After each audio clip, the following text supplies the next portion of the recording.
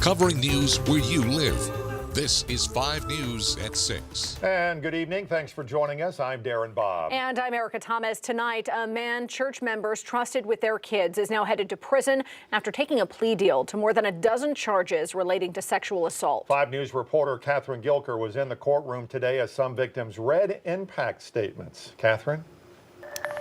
Keenan Hord pled guilty this morning to 13 charges, including sexual assault in the first degree and indecency with a child. He was sentenced to 60 years in prison for the crimes.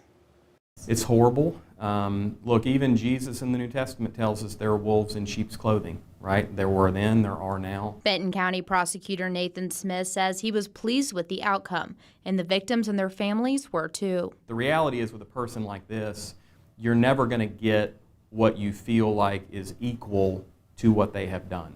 But what you can get is to a point where you feel like that it allows the families to move on. Smith says it was very important that justice was served. They were always willing to testify if needed. But number two is obviously to avoid the ordeal of their children going through a trial, being cross-examined. Keenan Hord was arrested by Bentonville police back in August after a child abuse case was reported by First Baptist Church. During the investigation, conversations were found on Hord's phone with potential victims.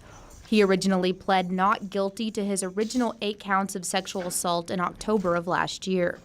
There are 6 identified victims, all who were minors. Several of those victims and their parents read victim impact statements. One victim says he doesn't hate Hord because that would require him to feel something. He said he feels nothing but indifference. A parent said Hord stole so many boys' innocence and used God's name to do it. Natalie Tibbs is the executive director of the Children's Advocacy Center of Benton County. She says all they can hope is that any time abuse occurs, that a child feels safe enough to tell someone. Our goal at the Children's Advocacy Center is to empower children to find their voice, and no matter how old they are, whether they're 3 or whether they're 16 or 18, we just hope that they feel safe enough that they can share what happened and feel safe enough to talk about that and to be able to start that healing process.